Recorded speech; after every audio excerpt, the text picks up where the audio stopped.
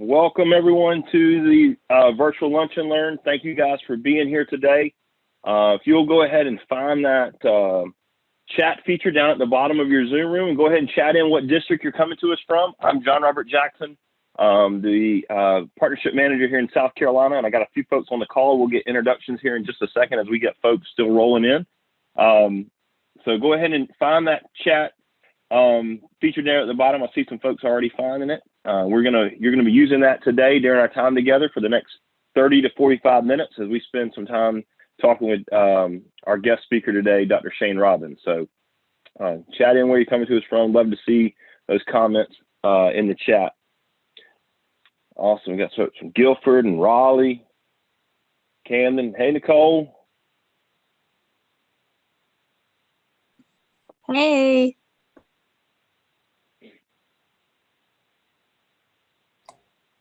Hi, John Roberts. Another Camden here. Hey, Isty, how are you? Doing good. Good. I was just chatting a howdy to you, Isty. How you doing? I'm doing good, Jimmy. Isty, what's up, brother? Happy Good Friday to you, my man. Happy Good Friday, Eddie. How are you? I'm great. Thank you. Right. Hope you're well also. Awesome. Well, we are thrilled you guys have chosen to come with us. Jamie, if you could, or Nicole and Eddie, if you guys can monitor that waiting room and admit folks into there as they come in, we're going to go ahead and get started. It is officially, I think, 4 after 12, so we are going to kick this thing off. Nicole, if you could hit next on that slide deck for me so we can show our agenda today.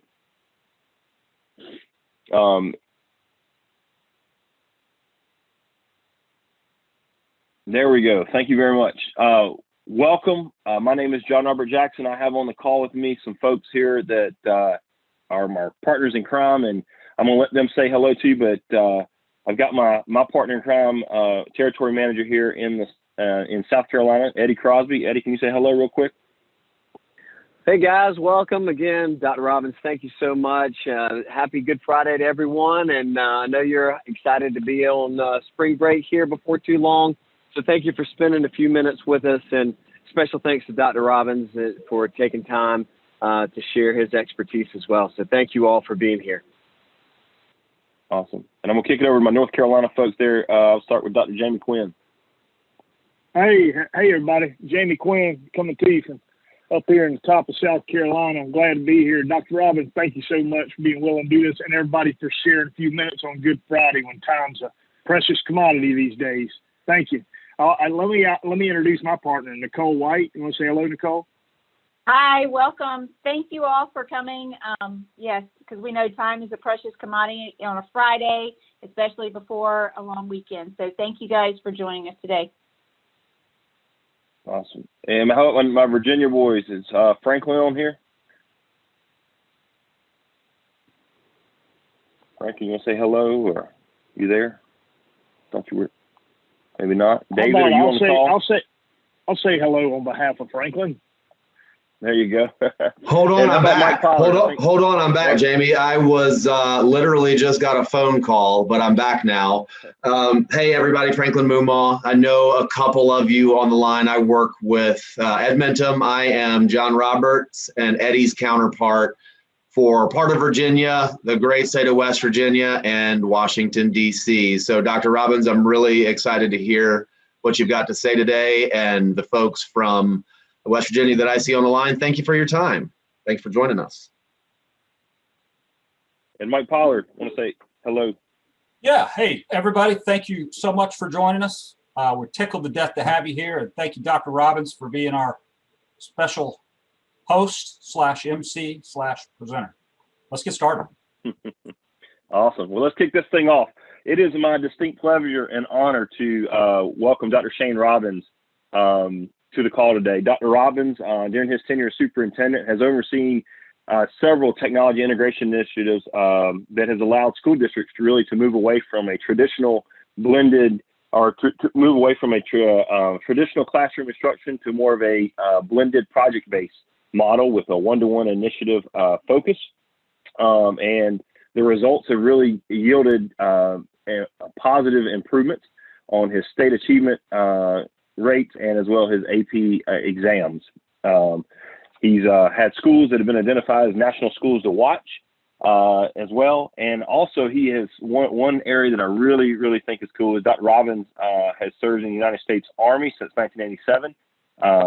And he was actually served as the education officer and chief operations on the deployment to Afghanistan to support Operation Enduring Freedom, where his team was charged with training both secondary and post-secondary agriculture teachers and professors. So that is super cool, and hopefully he'll share a little bit about how he's been able to continue that work, even as of, I think, this morning or yesterday, and through their vaccination clinic. So it's Dr. Robbins, I just truly appreciate the partnership that we have with you there in Kershaw County, and just wanted to turn it over to you and kind of guide us through some of those, what your virtual programming looks like there in Kershaw, lessons learned through this pandemic, and what's kind of on the horizon for you there, and what next steps are you guys looking to take? Hey, thanks, John Robert, and thanks to all my Edmentum partners, and especially for my team members that are joining us on this call. A couple things before we start talking about the virtual programming and what we're looking at trying to accomplish in the future is, just to try to give you some baseline ideas of what I've done with Edmentum, and how it's been such a positive impact on multiple school districts. So I came to South Carolina in 2018, and I had used Edmentum to try to help do what I consider, I just say it this way, I try to give voice to the voiceless, and I try to use the technology to gather back time that's otherwise lost for my teachers. I feel like that's one of the most precious commodities and resources that a teacher can have is time. And so technology has a way to do that and to speed up the process and to help provide equity to students in a school district, regardless of their socioeconomic background, whether they're rural, urban, whatever the case may be. And so I've had the opportunity to do that in now this is my third district to use the Edmentum tools. And each time we've just expanded it a little bit more. So that gives you a little bit of an idea, but also, I tell staffs when I take over a district, I'm a big idea person, but there are so many more people that are more important than I am that make it work in any school district. And several of them are on this call today.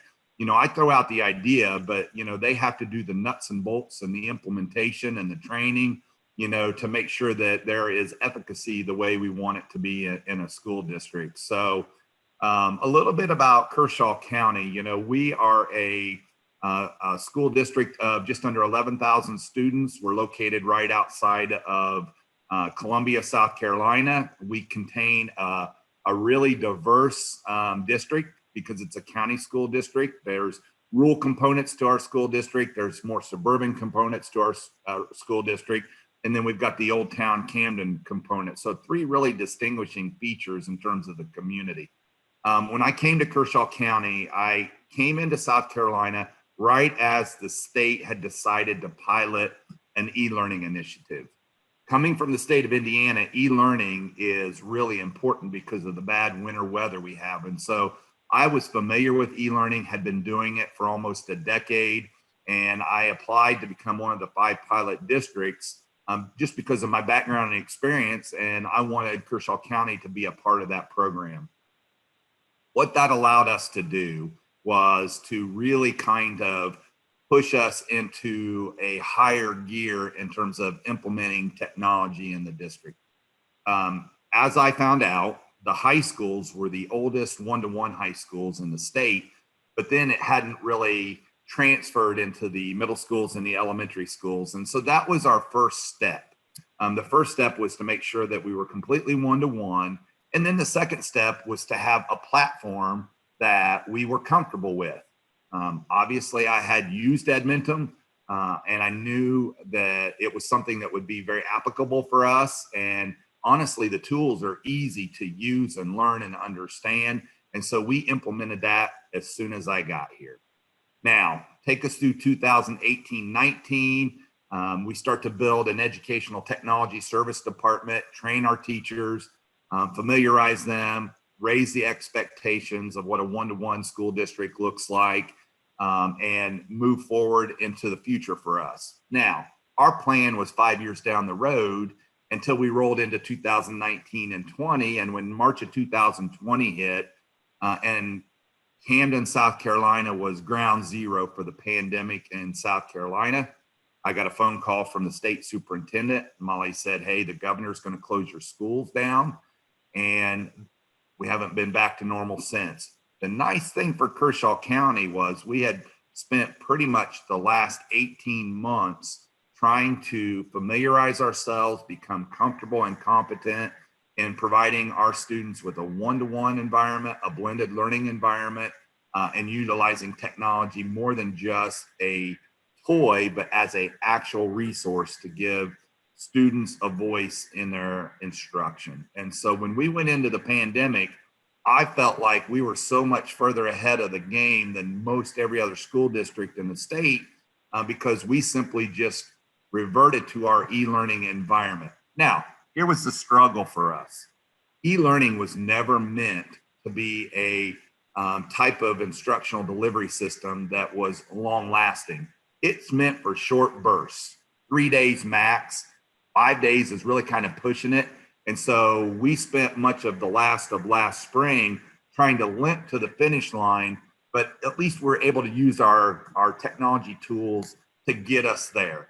But in that whole process, when we knew that this pandemic wasn't going to go away, we started planning for what the 2020-21 school year was going to look like and how we would modify the things that we were doing with technology moving forward so that it would be an ample long-term instructional delivery process. And we've spent most of the year this year doing just that. I'm going to tell you it's been very difficult on our teachers because we've had to ask some of our teachers to teach a blended classroom where they have some virtual students, some face-to-face students. But because of the training they had leading up to that, I think they have done just a tremendous job in doing those things. But again, whenever you come up with a tool, a skeletal model of what you want to do, it can't be static. And so when I talk about the virtual programming that we're using in Kershaw County, I don't talk in terms of what we're used to in education where this is the model. Our model is evolving.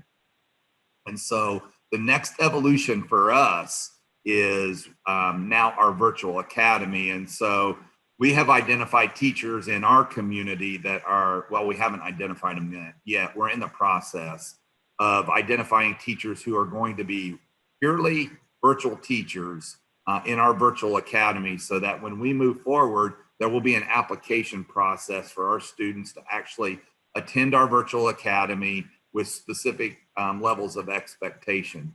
For the 2020-21 school year, it was simply, how do we give our community choice to make sure that students are progressing in the midst of school closures and a pandemic? And so we have learned that there are some students that this just isn't an appropriate environment for them. And so we're going to have some tough conversations on whether families are comfortable with their children coming back into a face-to-face environment. Now, here's the beautiful thing. We are having vaccination clinics across the country. Right now, we just finished round 2 of vaccinations for our staff. It's going down into the 16-year-old and up categories. And so people are becoming more and more comfortable coming back to school.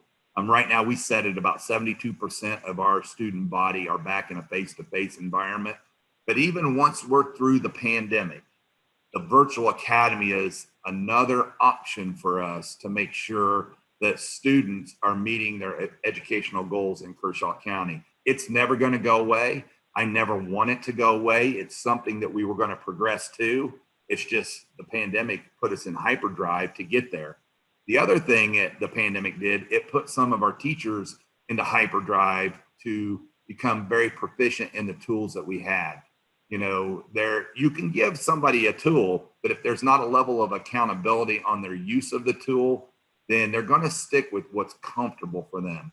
Our teachers were making incremental progress, but again, this year has forced some teachers to make quicker progress, and fortunately or unfortunately, it has forced some teachers into retirement who just simply didn't want to use the new 21st century learning model and tools. And you know what? That's okay too.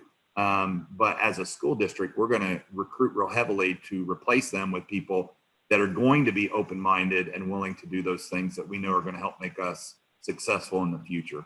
I always tell my staff and I tell my team, you know, we want to set the standard and we want people to reach out to us and find out what best practices are. And, you know, obviously we want it to result in higher levels of academic achievement. Fortunately or unfortunately, because of the pandemic and because we've been in such a diverse model, you know, throughout the last 12, soon to be 18 months, you know, our metrics aren't going to be the greatest in terms of student achievement, but we have a pretty decent idea of where some students are, and we're going to use our tools and our model to help remediate those students when they typically, you know, would not have the option to remediate. So in a nutshell, that gives you a real high level global picture of what we're doing. We use Delayed Start Wednesdays to really as an opportunity for professional learning communities to train our teachers in best practices using the technology, but also understanding the data that it is delivering to us. And we just continue to grow as a district. But I am really excited about the virtual academy because what it does is it helps put some of these things in silos, which I don't always like silos, but again, you can't have too many options within one classroom and think you can be productive. And so if we can pare some of that out and we can put it into a virtual academy, and it's an opportunity for students, and we have decided to limit it to grades 1 through 12, pre-K and K, we don't think is an appropriate age group for our virtual academy. And then we'll evaluate the results when we get through a calendar year.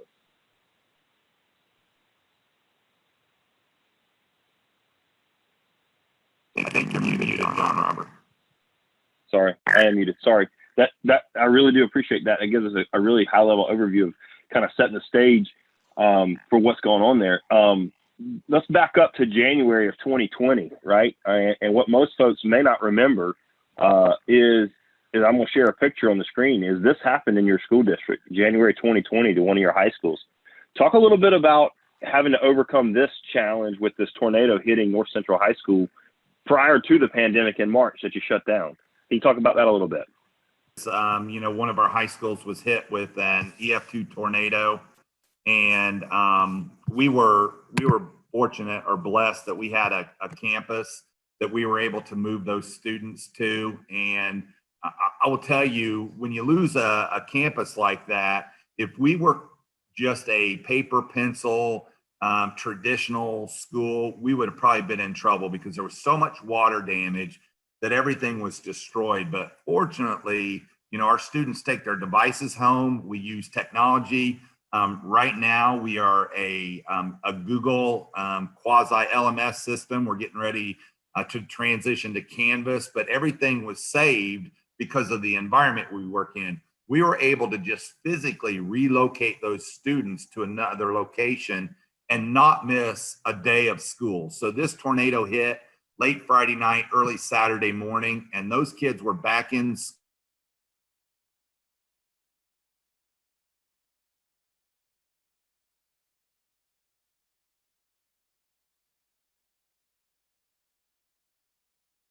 school by this blended learning environment where their stuff was stored. And so it made it much easier for us to just continue on in a different location.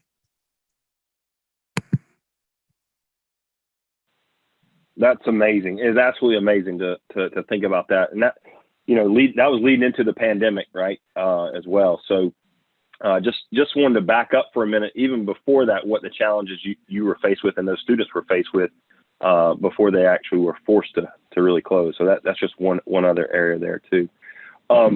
And Dr. Robbins, I'm going to share my screen again with you. I would like for you to talk a little bit about your programming model that you guys use there in Kershaw. This slide, I think your technology department, Dr. Senga and his team put together this slide, and they shared it with me. And I just really want you to talk about how you focus on these different components, growth, mastery, and how each one has its own little unique design, I guess, or use case within your district. So can you talk a little bit about this slide and how this is shared within your learning community there in Kershaw County? Yeah, so look at what you're on. Maybe I think you need to click on a different link. That's on my bio right now with what's shared. And if you click on the Lunch and Learn, I think it has the slide. There you go. So, you know, when we initiated the Edmentum products in our school district, you know, we started with the Reading Eggs, Reading Express, the Math Seeds, you know, obviously for the elementary level, and using Exact Path, which is really nice because Exact Path synchronizes with our MAP data, and we use the NWEA MAP data 3 times a year for a fall, winter, and spring growth analysis. And so it individualizes instruction. And that's what I always, whenever I talk about why I think Edmentum is such a great tool, especially for districts that are using NWEA, it's because it individualizes instruction. And I'm always quick to point out that if John, Robert, and Shane are sitting together in the same classroom, we're in 4th grade, and my Exact Path data says that I need remediation, and so I'm really working on 3rd grade content in Study Island, and John Robert is advanced and he needs 5th grade content. We're working in Study Island, yet we don't know any the wiser, versus back in the day when a lot of us were students, we took out kids for enrichment and we pulled out kids for remediation, and you always knew where they were going. But now you can do this all within one classroom and not lose instruction and the way the teacher may use their centers or set up their classroom. I just think it's a much more valuable tool, and it's a much more efficient tool. Of course, we use courseware at the middle school and the high school level. And then one last piece that some people may or may not be familiar with is the Ed Options Academy. And I first used the Ed Options Academy in my last district to supplement courses that we may not offer for my students. And so it allowed them to meet some of those graduation requirements with a teacher that may not, you know, we may not have in our district, and offer them a wider variety of classes. But it's a whole list that kind of just leads in each level of education we have, whether it's, you know, primary, elementary, middle school, secondary. There's something there for everybody. And regardless of you're a remedial student or an advanced student, we can use those tools as well. And again, because you can do credit recovery, and I'm not just restricted with the courseware for credit recovery. For some students who do a lot of things in our school and they have a hard time fitting in courses, I'm happy to let them do it for credit advancement as well, because the goal at the end of the day is to help students achieve the goals that they have set for themselves, for us to produce graduates, for us to produce future college students and career students. And it just allows us to do that and be more flexible about it. So it's a whole list of things that we're able to do, and underneath one umbrella across our entire county. So we have 11 elementary schools, we have 4 middle schools, 3 high schools, an alternative school, and a vocational school. And next year, obviously, we're going to have a virtual academy. But we have one vision on how we use our tools in the district, with a lot of varieties of access. Awesome. And Dr. Robbins, you mentioned Canvas moving over. You guys use Canvas. Some folks on the line may use Schoology. I know I've already talked with your technology folks there, and we're working to get the courseware and Exact Path integrated into Canvas, so you guys will have a seamless transition as you move those courses over and be able to use that integration component. So I think they're pretty excited about that value add with your LMS that you're bringing on as well. Yeah, you know, John Robert, it goes back to time again, you know, so yep. because it will integrate with Canvas, it saves my teachers time on having, you know, the need to restructure, recreate, redesign, redevelop, you know, a course in Canvas. It automatically synchronizes with them. And the other thing that I really like about Canvas is certain assessments, if teachers choose to do so, will synchronize with our Power Grade, our Power School system. And so again, those are all things that create more time for teachers. And again, why is that important? Because it allows them to individualize what they're doing with each student, because they have that extra time, and it just makes life a lot simpler and makes us more productive, more efficient. And I think, once we study this, there is zero doubt in my mind that the efficacy of the utilization of these products will show greater results for us, greater achievement results. And let's not leave out the fact, one of the first things that I said is I want to give voice to the voiceless. And I think what you're going to see is students are going to become more able to advocate for what it is they want and what they need to achieve their goals. And at the end of the day, that's what I believe in terms of a 21st century learning model, is to try to accomplish that for them. Awesome. Well, questions, if you have questions, please chat those in. I know we got one question coming in that Franklin wanted to chat or ask you about. He private messaged me, and he wanted to talk to you a little bit. So Franklin, about your military piece there. So Franklin, you want to come off mute and ask Dr. Robbins a question or two about that? Yeah, definitely. Thanks, JR. This time I'm actually not on the phone, so I'm here to ask the question. I'm glad you kind of inadvertently shared his bio there and mentioned that earlier. So Dr. Robbins, I guess my question is asking you to reflect on something from a long time ago, this may be a miss of a question, but I'm wondering, with your role in Afghanistan and what you did specifically with education, if there are any similarities thinking about that environment as non-traditional education and the world that we're in today, if there's anything that your military time, specifically with education, anything that you've been able to apply from that to today, or any connections you've drawn? Yeah, that's a great question. And I will tell you, the first and the biggest thing that I took away from that was that kids are kids, regardless of where you are in the world. And regardless of what environment you're in, you can teach them. And so I was in a third world country, and there will be times where teachers were teaching underneath, a fig tree, or, they'd be in a dirt floor classroom. And so what I mean by that is we can't let things like demographics and poverty be excuses on why kids can't learn, because they can, and I saw it. The other thing that I found really interesting, because obviously in the Middle East, in a third world country, they do not have the infrastructure we have. But one of my most proudest moments was I actually put a computer lab in the local university, and we powered that computer lab with diesel generators using a satellite internet connection so that they could actually get on the internet and do research. So then I start thinking, if we can do that in the middle of nowhere, then I know that we can implement technology wherever we're at in the United States. It is possible. And so for us, we have some really rural parts of Kershaw County as you head up towards Charlotte, that it's not a lack of internet in the home. It's a lack of ability to get the internet because of the tower issues. And so I've been working for about 36 months now on how we can use some of our vertical assets to put access points on them, so that when we send MiFi boxes home with our students, or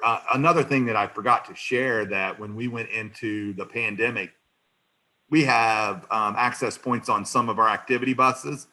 We pre-positioned them throughout the county to make sure students could get access to the internet. And so I thought that was another kind of creative, neat idea of trying to make sure there was internet in the home, but trying to be creative and find ways to get access to families that truly need it. I know that was kind of a strange answer. No, that's an awesome answer, and I'm gonna just comment if that's okay. Sorry, JR, but I think about that, having never been to Afghanistan myself, and when I introduced myself, I mentioned to the group here, my job crosses over into Washington D.C. and West Virginia and Virginia, and exactly what you said, I could not agree with more about. It doesn't matter where the student is or what they look like, frankly, because the challenges these students are experiencing all are the same, whether you're in Afghanistan in 1987 or today, anywhere in the world. Thank you for that answer. That's incredible. Yes, sir. Looks like we had a few other questions come in the chat. Looks like Sandra was asking about your teachers. It says, how many teachers are you hiring for your academy? And how many students will you have in your program? Do you have any idea of what those numbers look like yet? We do. We have a seat capacity, and right now it's around 500. And again, that's a 1 through 12 program. We're looking at, I want to say, a maximum of about 50. And this, you just shake your head yes or no or side to side, but about 50 students per grade level being the cap for that. What we are prepared to do, if need be, depending on the applications, at the elementary level, we will teach multi-age classrooms with some of our teachers if the demand is low, and so it will limit that. I'm not trying to create a whole nother school district within a school district. So, for example, at the high school level, I may have, and again, this is part of the choice process, but I may have a math teacher that teaches Algebra 1, Algebra 2, and trigonometry or geometry. I'll have a social studies teacher so they have to be willing to teach multiple preps. But again, using technology, we think that they'll have much more time to do that in the virtual environment. And then the last thing we'll do at the high school level is, if we have low numbers and or low requests, we'll either use ed options as a potential source, or we'll pipe them into a classroom. And we want to not do that very much. But again, it will be something we'll take a look at and keep our options open. I didn't give, Sandra, I didn't give you an exact number. And I do want to follow up on the second part of your questionnaire. It's describe the vision of the day in the life of a teacher in your academy. I can tell you some of them are already living that life now. And I'm going to use a 4th grade teacher at Pine Tree Hill Elementary School as an example. I've been all over the county going in classrooms, just trying to get a pulse check on our teachers to see how they're doing. We have a little over 830 teachers in our district. And I went into this classroom, and it's a teacher who is actually teaching a blended class this year. So she has about 10 of her students that are virtual students completely. They're at home, and she has about 15 students who are face-to-face students. So when I walked into her classroom, she was teaching the face-to-face students, and I asked her how it was going with the virtual students. And so we were using at the time Google Chat or Google Hangout as a mechanism for our virtual students. And she said, I have blocks of time where they're supposed to work on things, and then they have to join in a Google Hangout, and then I give them some actual lecture instruction or go over, answer questions, that type of thing. And she said, here's how it works. And so she sent them all a message, and I watched the Google Hangout populate with the students. And it was really funny because their next scheduled time wasn't for about an hour. And when they popped in, they said, Mrs. So-and-so, did we miss something? And she said, no, Dr. Robbins is here. I just want to demonstrate how we're using Google Hangout for us to meet. And so with our virtual teachers, that's what a day in their life is going to look like. They're going to be available to answer questions. And I'm just going to use Google because that's what we're using right now until we get to Canvas. But they'll answer questions to their students either through their email or through the Google Chat. And then they'll have blocks of time when they'll either have virtual office hours with them or they're going to be providing virtual instruction. Now, one of the nice things about this is the first year is going to be the most difficult because if they film and they record some of these lessons, 2 things could happen. One, if I'm a student who was ill and couldn't participate, then I can go into Google Classroom where it will be Canvas, and I can click on the lesson and I can watch the lecture even though I wasn't in the class. And so there's an asynchronous component to it. So it helps students stay up to speed and not fall behind. The other piece is as they build this content throughout the course of the year, when they roll into next year, they'll be able to grab some of that virtual content and reutilize it. The other thing that I did not mention that we're doing is, the state has offered a learning object repository or an LOR. We had already started to travel down that path. And so we will be able to share lessons great best practice virtual lessons amongst all of our teachers in the entire district. And so now as a teacher in the virtual academy, I don't necessarily have to pick out an assignment for a 4th grade geography class. I might be able to go to the LOR and find a great assignment that's already out there that one of our 4th grade teachers has already created and pull it out of the LOR and use that for my instruction in the class. So again, we're just starting on this. It's going to grow, it's going to evolve, but we are at a good starting point to move forward into the future. Awesome. Well, there was a private message to me, Dr. Robbins, really around how are you basically looking at the data right now with, I mean, I guess really with all the different modes of instruction going on, and you have, you know, I'm not sure if folks are aware, but you have like 3 or 4 different options because of your choice that you gave coming back. And so how are you really looking at that and determining what's working well? It sounds like most of your folks are choosing the face-to-face coming back full-time, but I think you have a hybrid option that's synchronous, you have one that's asynchronous, and then you have a face-to-face option. So can you talk a little bit about how you're interpreting that data and determining what's working well, what's not, maybe how you're going to move forward from that as well? Well, so again, like I shared, when we started this, I just wanted to try to make sure our community knew they had choices and whatever their comfort level was. And because I've used technology so much, I've taught in a virtual environment as a professor, and I just know the power of it. I wanted to offer the asynchronous model because, again, we have so many different family situations. And if I wanted to be a virtual student this year, because we weren't ready to travel down that virtual academy path, and I can't in real time virtually pipe into a teacher's classroom because maybe I'm at grandma and grandpa's and they have no connection, and you know, or I'm at a daycare where it's just not possible for me to, you know, class. I wanted an asynchronous option, and so really, you know, some of our teachers really taught the class twice to provide a synchronous and an asynchronous option.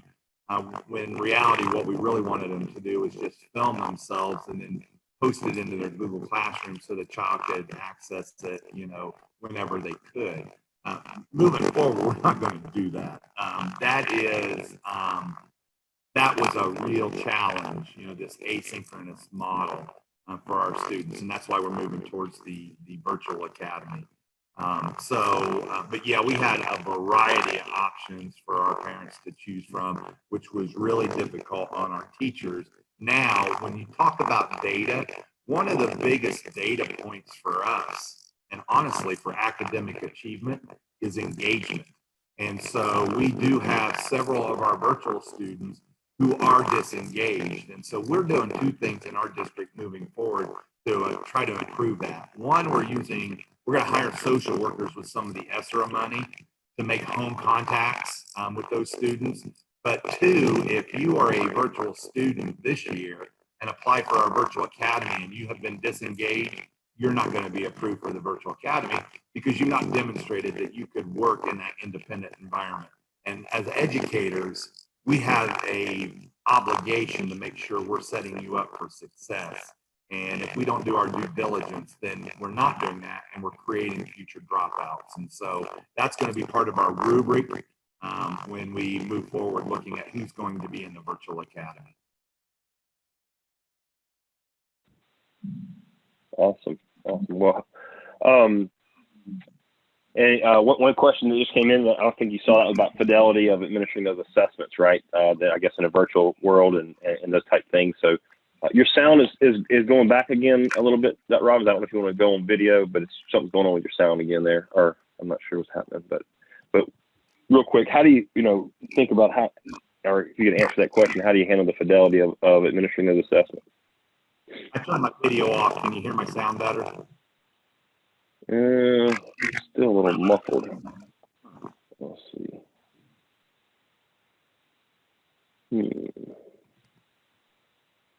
Try it again.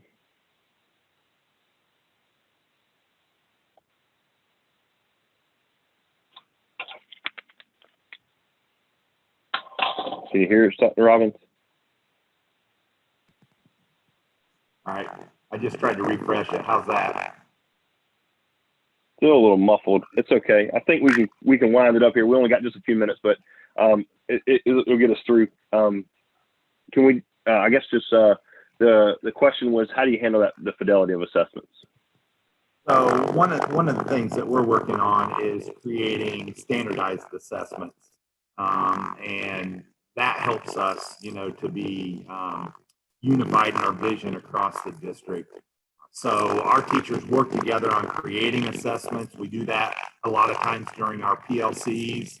Again, that's the way we manage it. So every building is really doing things in a similar fashion. Is it going to be 100% the same? Not necessarily.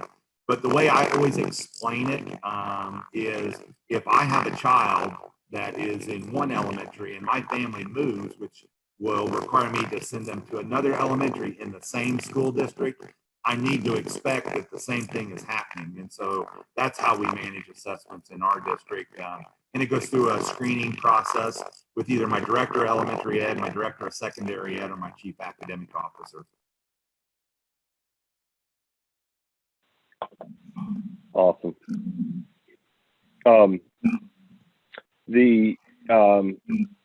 There was one question I think Eddie asked about your social workers. Will they be working with like SEL components as well? I know you mentioned home visits for the virtual academy. Will there be any type of SEL connection, or how are you looking to move forward with that? So we have guidance counselors in all of our buildings, and so the social worker piece is more clinical. And what we're using them for is, again, for those students who aren't engaged, or to make sure that families that are in that virtual environment understand the resources that are available to them. Of course, we do have a big ESL population in part of our county, and we'll use them in that manner too, with people who can go out and work with those families that need extra support and assistance. And that's kind of how we see that working. Again, this is a first for us. We'll see how that works out, but I am actually partnering with a counseling center in our county to see if we can't increase, what we're doing to engage these families. The other thing to that is, Eddie, is if they're struggling not just with school, there may be other things that these social workers can connect them to in the community that will be beneficial to them, whether it's healthcare services or other types of needs they may have. Yeah, absolutely. I think that is a fantastic layer of wraparound services that you're addressing with that ESSER funds, and especially offering for those folks who choose that virtual model as well, because you have most of those built-in supports in the brick and mortar setting, but very, very cool idea and progressive thinking to, like you said, engage those, not only those students, but those families. So hats off, a tip of the cap again. That's fantastic. Thank you for sharing that nugget.